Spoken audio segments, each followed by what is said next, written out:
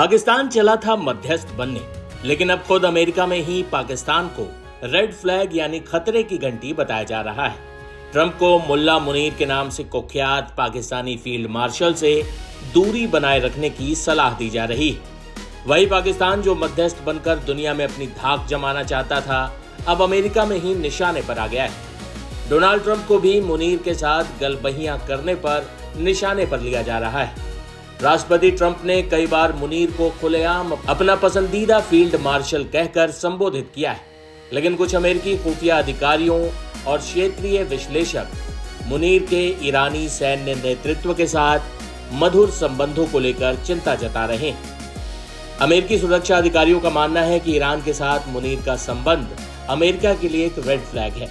America के geopolitical expert Michael Rubin, जो AI think tank के सीनियर फेलो हैं, उन्होंने लिखा कि 9 अप्रैल को पाकिस्तान के रक्षा मंत्री ख्वाजा आसिफ ने इजराइल को कैंसर जैसा देश बताया था और 16 अप्रैल को व्हाइट हाउस की प्रवक्ता ने पाकिस्तानियों की जमकर तारीफ कर दी। फिर डोनाल्ड ट्रंप ने भी पाकिस्तान के फील्ड मार्शल की तारीफ कर दी। Michael Rubin the Sunday Guardian में लिखते हैं, ट्रंप की टिप्पणियां एक कूटनीतिक कल्पना को दर्शाती है। कोई सौदा करना आसान है, बस अमेरिकी विदेश मंत्री फ्रैंक बी केलॉग और फ्रांसीसी विदेश मंत्री एरिस्टाइड ब्रायन से पूछिए, जिन्होंने लगभग एक सदी पहले युद्ध को गैर कानूनी घोषित करने वाले अपने समझौते के लिए नोबेल शांति पुरस्कार जीता था। एक दशक बाद ब्रिटिश प्रधानमंत्री Neville Chamberlain German chancellor Adolf Hitler के साथ एक बैठक से लौटे और युद्ध को टालने का दावा किया, और नतीजा हम सब के सामने है। एक्यू खान ने ईरान के परमाणु कार्यक्रम में मदद की थी और ट्रंप प्रशासन उसी पाकिस्तान को इनाम दे रहा है, जबकि पाकिस्तान न सिर्फ दुनिया के सबसे ज्यादा यहूदी विरोधी देशों में से एक है, बल्कि यह सबसे ज्यादा अमेरिका विरोधी देशों में से भी एक है। पाकिस्तानी सरकार ने ओसामा बिन लादेन को छिपा कर रखा और जनमत सर्वेक्षणों से पता चला कि 2/3 से ज्यादा पाकिस्तानियों को बिन लादेन की मौत का अफसोस था।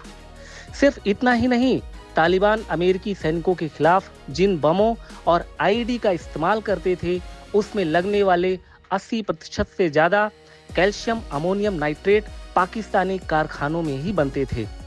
पाकिस्तान ने लगातार तालिबान को समर्थन दिया, जिसमें हजारों अमेरिकी सैनिकों की मौत हुई।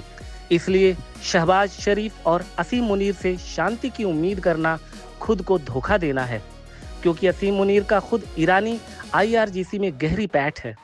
माइकल रूबिन ने ट्रंप प्रशासन को आईना दिखाते हुए लिखा है, पाकिस्तान को मध्यस्थ बनाना ऐसा है जैसे आप बच्चों से यौन शोषण करने वाले किसी शख्स को किंडरगार्टन का इंचार्ज बना दें।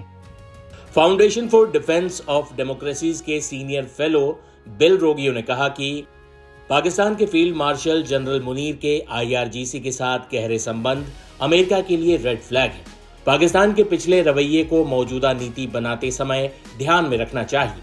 मुनीर के ईरान के प्रमुख सैन्य अधिकारियों के साथ व्यक्तिगत संबंध थे।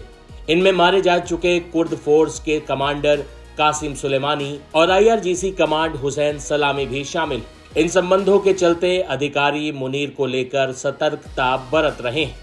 मुनीर जब 2016 और 2017 में पाकिस्तान के मिलिट्री इंटेलिजेंस के डायरेक्टर जनरल के तौर पर काम कर रहे थे, उसी दौरान उन्होंने ईरान के साथ संबंध बनाना शुरू कर दिया था। मुनीर ईरानी सैन्य नेतृत्व के साथ बातचीत करते रहे हैं, वह आईआरजीसी के साथ भी बातचीत करते रहे हैं। आईआरजीसी के साथ ही ईरान की रेगुलर सेना और उनकी इंटेलिजेंस के साथ भी मुनीर के संबंध हैं। ट्रंप को पाकिस्तानियों पर भरोसा नहीं करना चाहिए। बता दें कि हाल ही में डोनाल्ड ट्रंप ने ईरान के साथ बातचीत के मुद्दे पर मुनीर को शाबाशी दी थी। साथ ही पीएम मोदी के साथ हुए अपने कॉल का भी जिक्र किया था। ट्रंप ने कहा था, पाकिस्तान बहुत अच्छा कर रहा है, मैं इस्लामाबाद जा सकता हूं। अगर पाकिस्तान में डील साइन होती है तो मैं इस्लामाबाद जा सकता हूं। पाकिस्तान के फील्ड मार्शल और वहां के प्रधानमंत्री बहुत बढ़िया काम कर रहे हैं, मैं वहां जा सकता हूं। अमेरिका और ईरान के बीच बातचीत फिर शुरू हो सकती है। भारतीय प्रधानमंत्री नरेंद्र मोदी के साथ हाल ही में मेरी बहुत अच्छी बातचीत हुई। वो मेरे दोस्त हैं और वो बढ़िया काम कर रहे हैं। वहीं ईरान के सर्वोच्च नेता के प्रतिनिधि जो लखनऊ में मौजूद हैं, उन्होंने क्या कहा, सुनिए। We offer 10-point plan to United States of America to be the base of negotiation, and it was accepted by United States of America, and they're supposed to come and negotiate based on these 10 plans. But unfortunately, when they came to Pakistan and they started for negotiation, they started demanding something else, and they refused to negotiate based on 10 points plans. So the negotiation was failed, and now also Iran received some other proposal from the United States of America, and maybe they will negotiate later. But up to now, there is no any achievement of that negotiation. इस बीच America और Iran के बीच शांति प्रयासों के तहत पाकिस्तान के field marshal Asim Munir और गृह मंत्री मोहसिन नकवी एक प्रतिनिधि मंडल के साथ तेहरान पहुंचे। उन्होंने गुरुवार देर रात ईरान के राष्ट्रपति मसूद पेजेशकियान से भी बात की। अमेरिका और ईरान के बीच बीते शनिवार को शांति वार्ता का पहला चरण इस्लामाबाद में 21 घंटे की बातचीत के बाद बिना किसी नतीजे के खत्म हो गया था। पाकिस्तान भले ही बिचौलिया बनकर नाम कमाना चाहता हो, लेकिन अमेरिका में उसके बारे में जैसी आवाजें उठ रही हैं, वो बताता है कि पाकिस्तान पर भरोसा किसी को नहीं।